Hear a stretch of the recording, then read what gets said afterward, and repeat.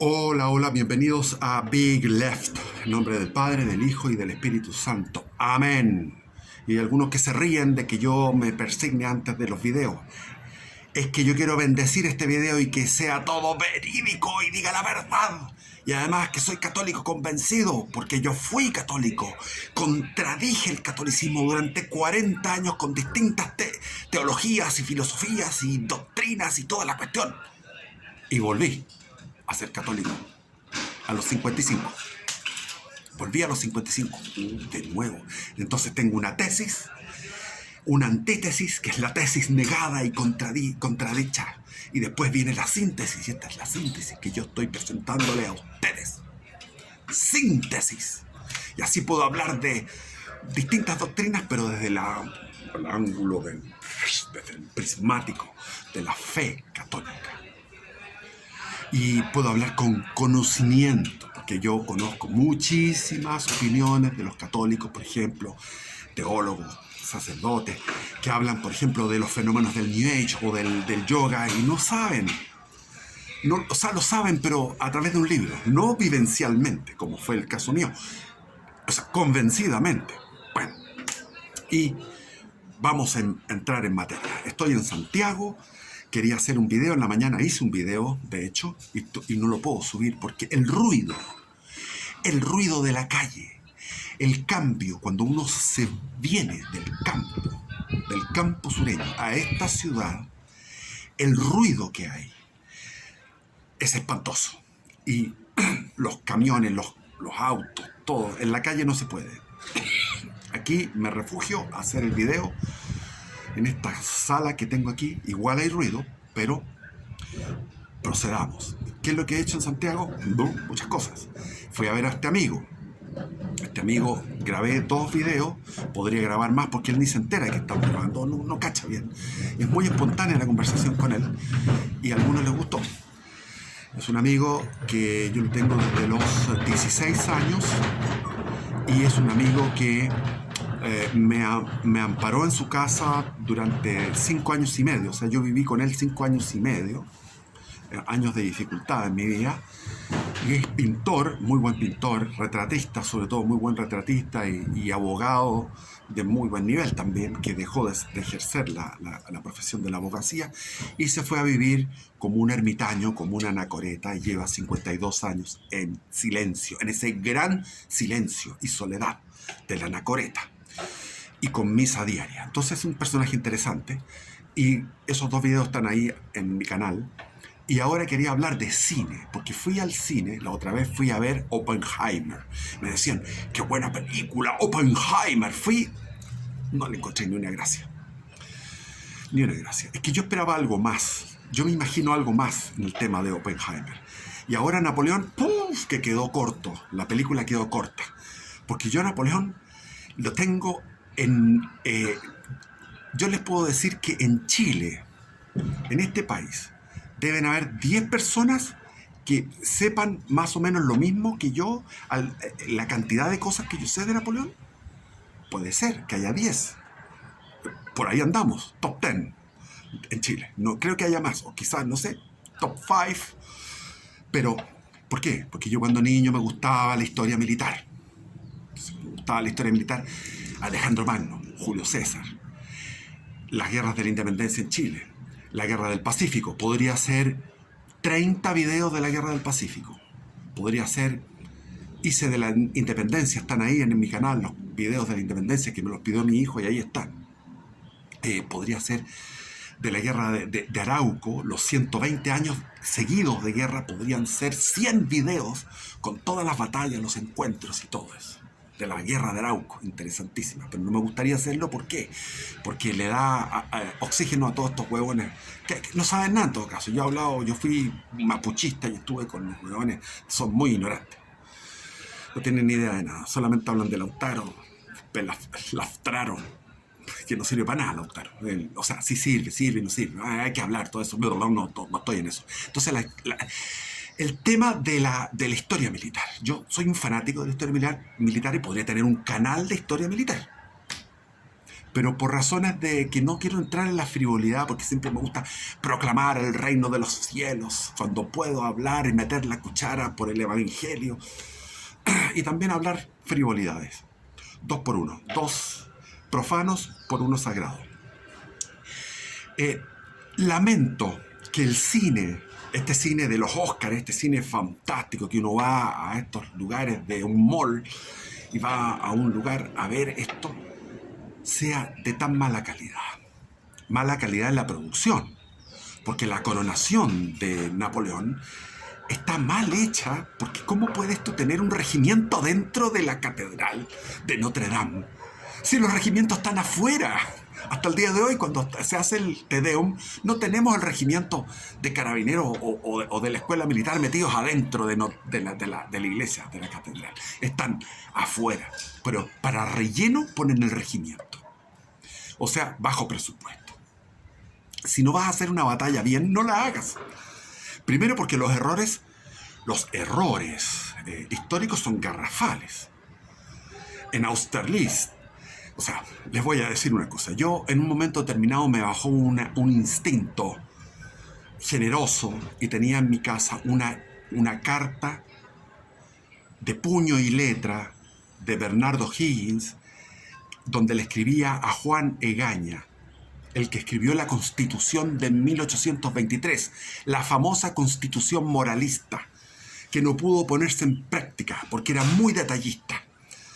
Esa Constitución de Juan Egaña, el padre de Mariano Egaña, Juan Egaña, era amigo de Bernardo Higgins. Y Bernardo Higgins termina su carta: te beso las manos, le decía Bernardo Higgins.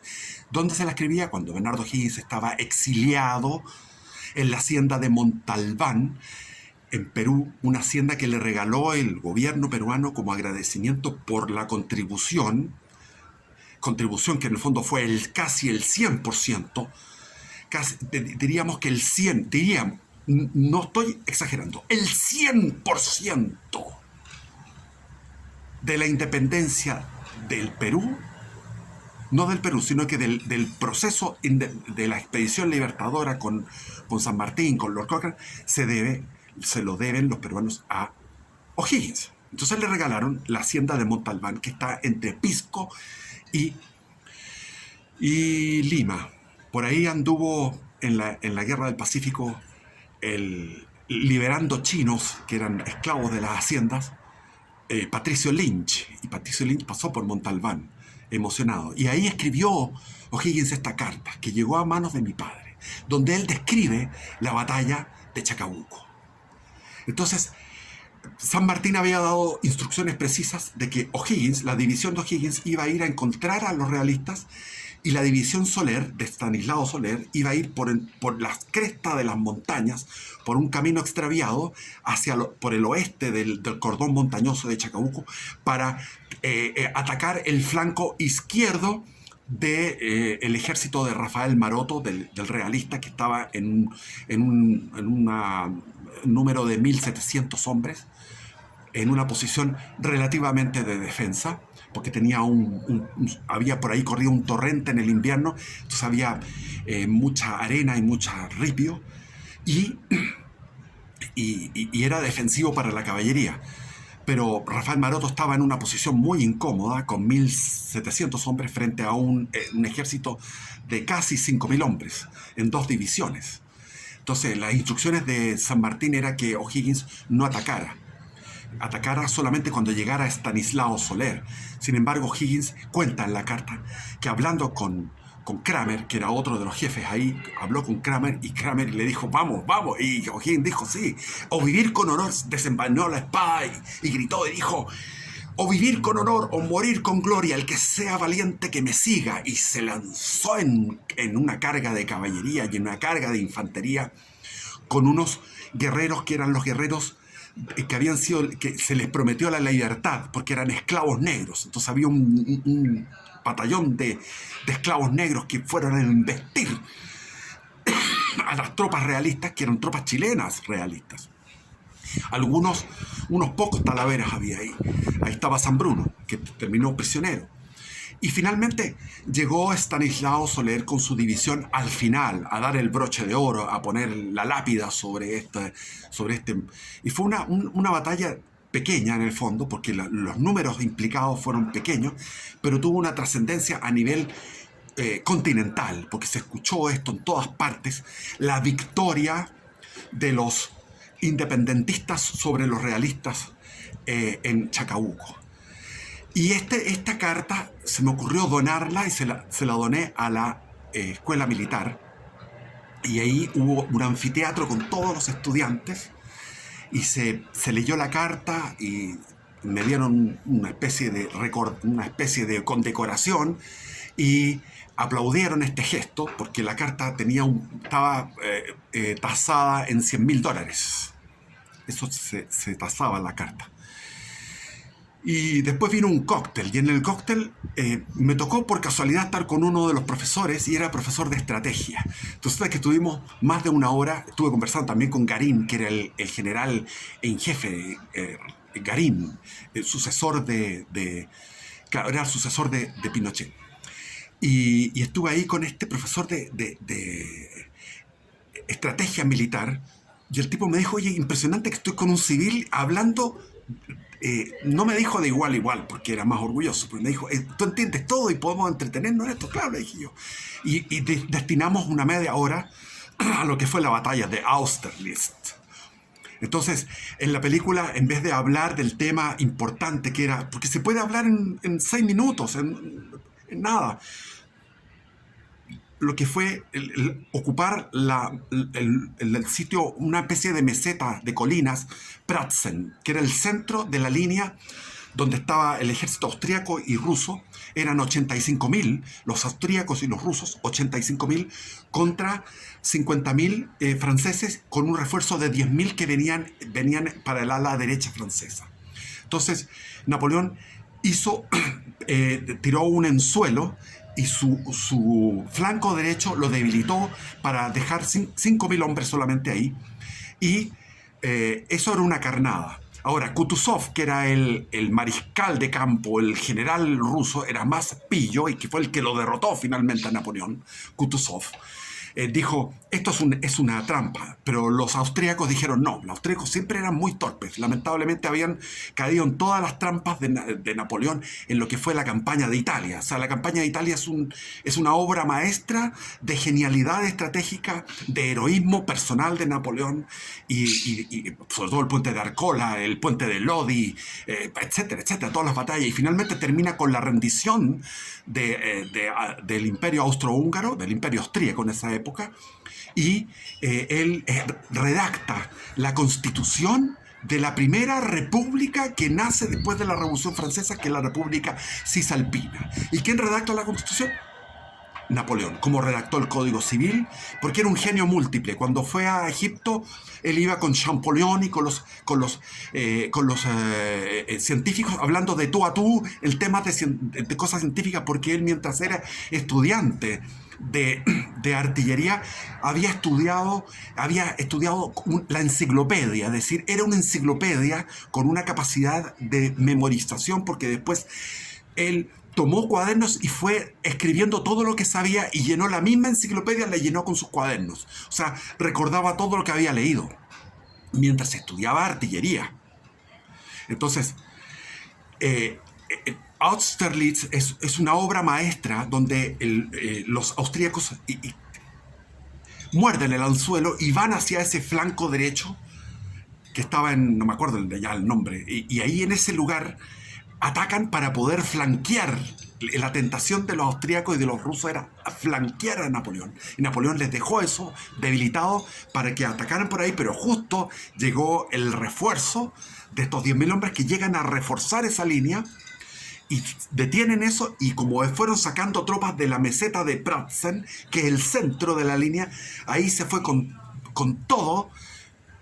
Napoleón en un día, en una mañana de niebla que no se veía, de repente los 5.000 hombres que quedaron ahí, que eran rusos, se quedaron 5.000 hombres ahí, de repente se despeja la niebla y ven a 17.000 de la mejor tropa que tenía Napoleón a tomar esa meseta de Pratzen, y desalojan a esos rusos que se defendieron como bestias, pero desalojan esa meseta y ahí va Napoleón y se instala en esa meseta que es el centro, y había partido en dos a los austrohúngaros, o sea, a los austríacos y los rusos los tenía partido en dos, y hacia el sur el flanco izquierdo de ellos estaba completamente rodeado y trataron todo el día de romper este cerco, de recuperar la meseta de Pratzen, y finalmente no sucede nada.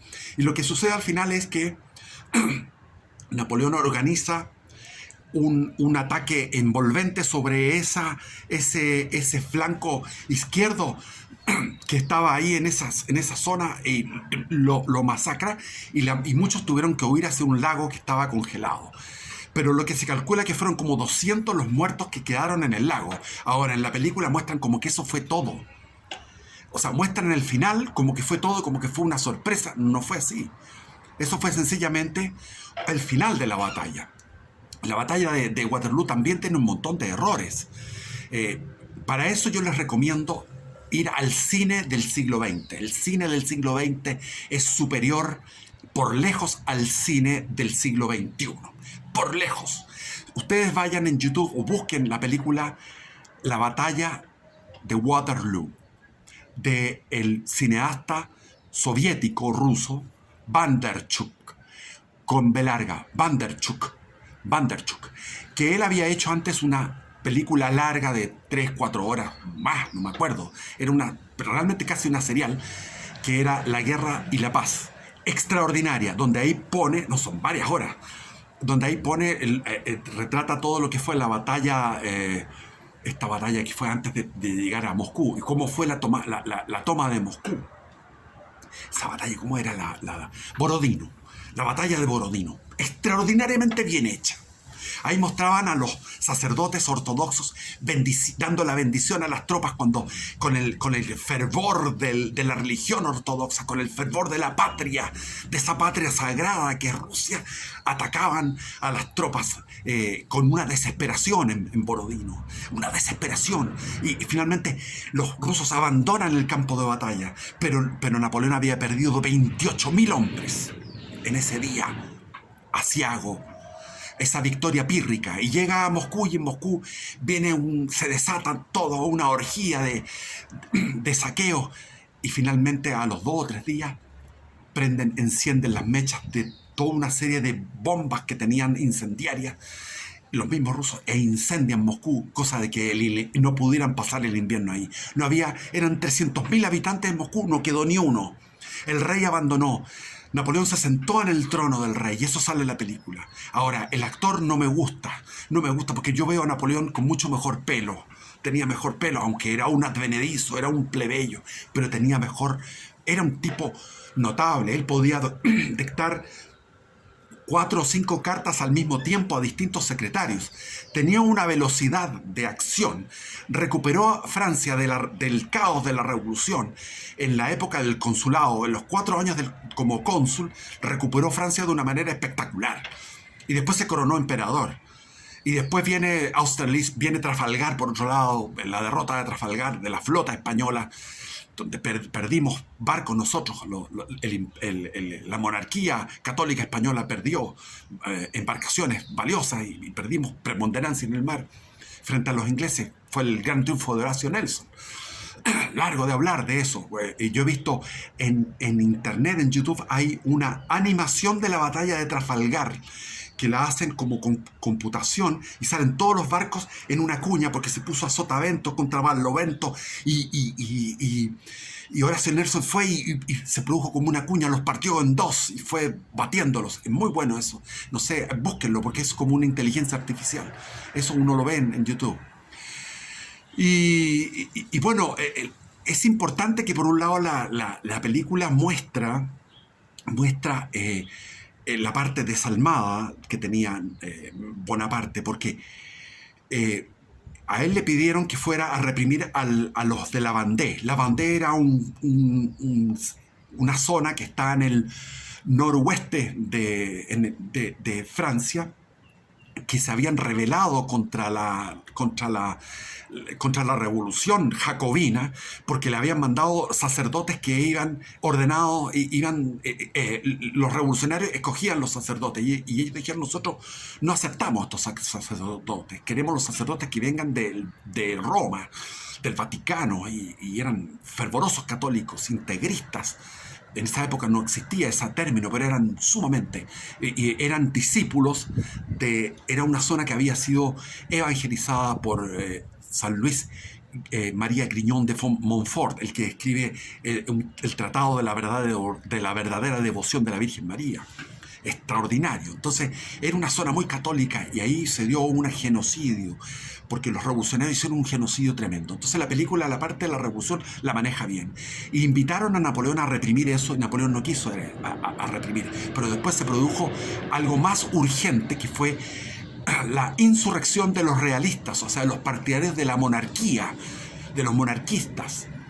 Este pueblo, que era un pueblo llano, un pueblo que iba desarmado, con piedras, con palos, con crucifijos en las manos, ese pueblo, hombres, mujeres, niños, ancianos, querían ir a tomar donde estaba el palacio, donde estaban los de la convención, estos jóvenes revolucionarios que eran...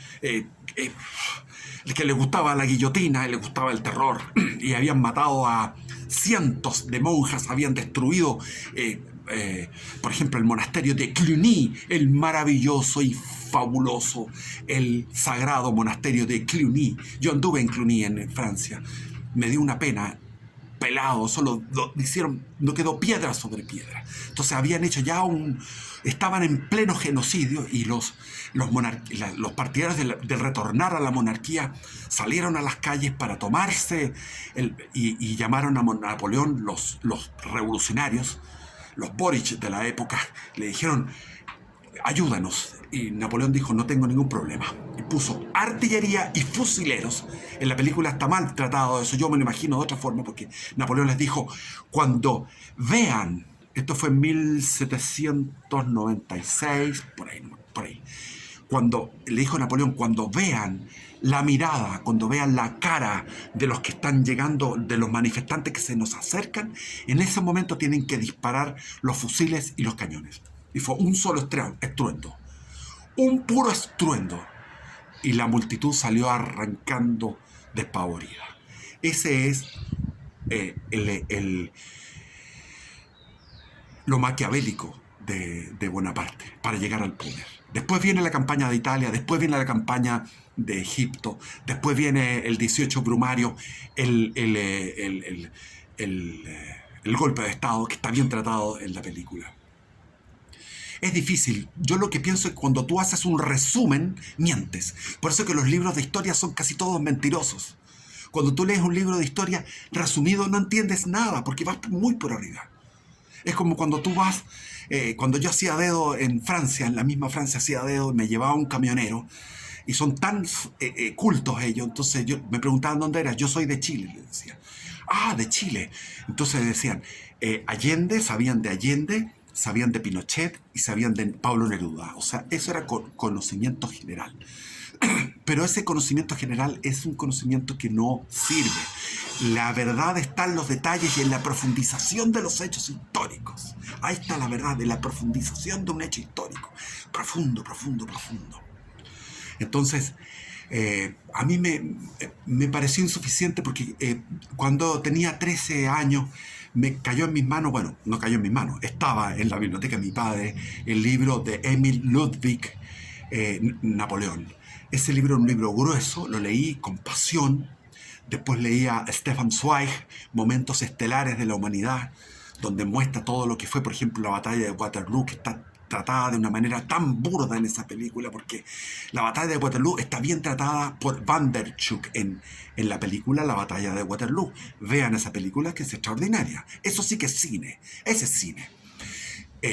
Van der Schuck, de todas maneras. O sea, el cine soviético no tiene desperdicio. Yo me fui por el cine soviético y lo disfruté, empezando por el acorazado Potemkin y para adelante, los 10 días que conmovieron al mundo, la revolución, como fue el golpe de estado de Lenin, etcétera. Todo eso es maravillosamente bien tratado por el cine soviético. Entonces, claro, leyendo los momentos estelares de la humanidad, hablan del famoso Grouchy. Grouchy era el que estaba persiguiendo a Blücher en los 100 días, después de estar Napoleón 300 días en la isla de Elba, donde revolucionó la isla, arregló los canales de regadío, hizo mil cosas porque era súper activo, y se aburrió, dijo, ya quiero volver a Francia, y volvió por Antibes, que algún día voy a contarles lo que me pasó a mí en Antibes, porque para mí fue una experiencia en mi viaje en Europa en Antibes, y él llegó a la playa de Antibes, y después se enfrenta a Ney, que lo viene a buscar, y Ney se pasa a él y llega a París y Luis XVIII, que era el sucesor de Luis XVI, que era un gordo, un decadente, llegó y salió arrancando y volvió los 100 días de Napoleón, los 100 días, y ahí toda Europa se le fue en contra. Y viene la famosa batalla de Waterloo, donde Grouchy con 30.000 hombres iba persiguiendo a Blücher. Y cuando Grouchy escucha los cañones, dice, no, a mí Napoleón me dijo que tenía que perseguir a Blücher. No tenía independencia de juicio. En cambio, Blücher, el prusiano, con su tropa prusiana, que eran 40.000, supo leer el cañoneo, dijo, ese cañoneo viene de Waterloo, no Waterloo, Waterloo. Y fue hacia Waterloo y finalmente terminó por triturar el ejército, la gran armée de Napoleón. Última batalla. Entonces, está tratado de mal eso realmente, porque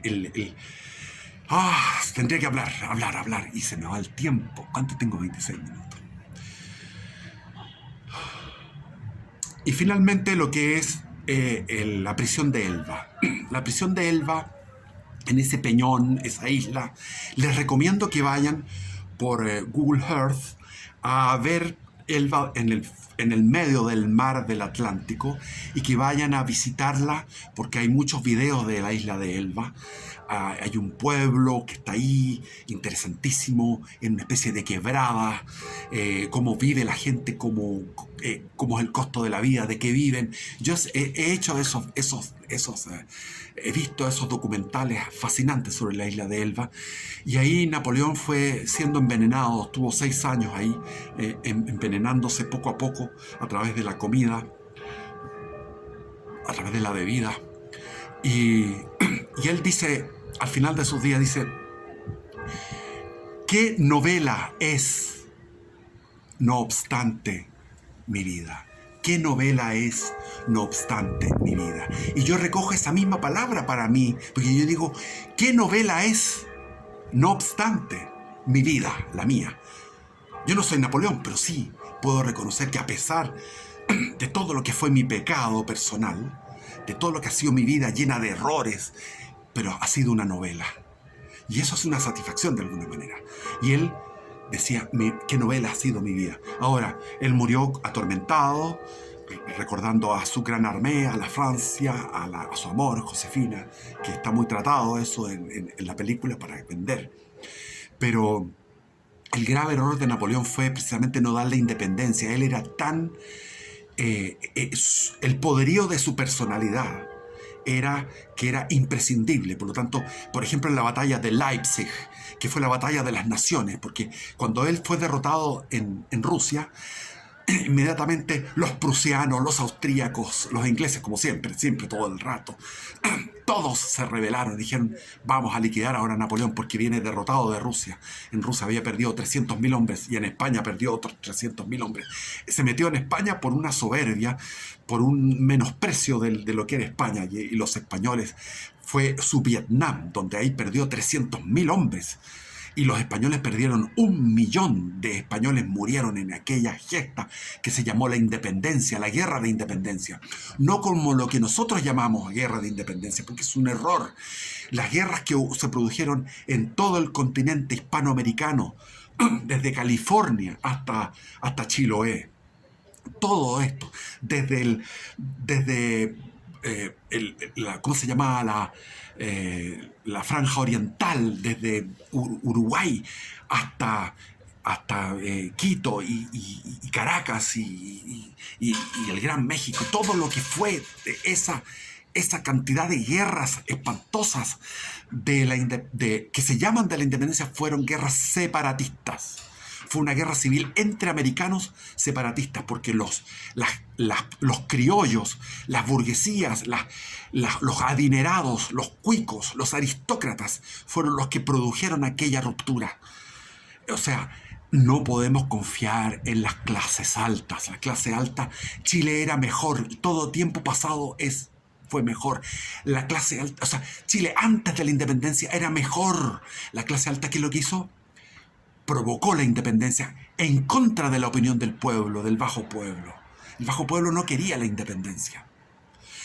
Y después vino un arreglo que fue el régimen portaliano, que trajo una estabilidad a Chile. Chile brilló como la primera república de toda Hispanoamérica era Chile, y bajo la envidia de los argentinos, de los bolivianos, de los peruanos, casi tuvimos una guerra triple y vencimos en la guerra del Pacífico, y después 7 años después viene una guerra que se llama la Guerra Civil del 91, que fue la rebelión de los cuicos, de los aristócratas, la fronda aristocrática, la rebelión de los aristócratas contra un sistema. ¿Para qué? Para engrandecer sus egos, sus arrogancias, sus vanidades, y ahí instauraron el sistema parlamentario, que fue una decadencia para Chile.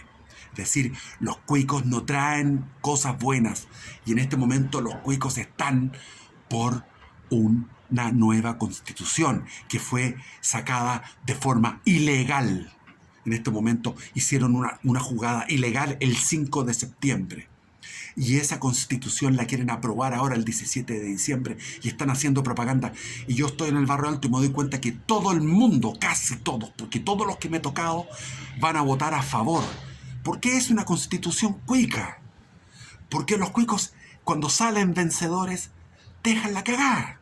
La independencia fue una weá cuica, penca. La revolución del 91 fue penca. Yo cada día me convenzo más que Balmaceda era el hombre que yo habría peleado por Balmaceda. Y los balmacedistas dieron su vida.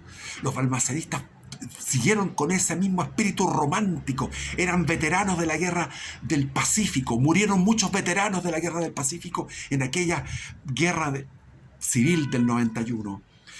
Tipos que iban en 2 locomotoras cargadas de dinamita para llegar y reventar de forma kamikaze, suicida. Eso fue en Huara, en febrero del 1891.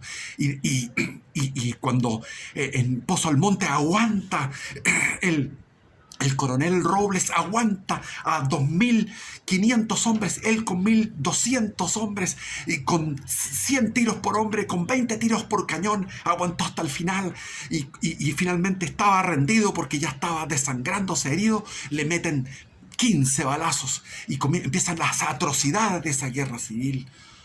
Pero las lanchas torpederas fueron de Balmaceda, fueron a hundir al Blanco Encalada en Caldera con un heroísmo impresionante, porque un solo cañonazo que llegaba a una de esas lanchas torpederas y que cayera en uno de esos torpedos, y estallaban todos los torpedos y morían. Eso tú ibas arriesgando tu vida. Y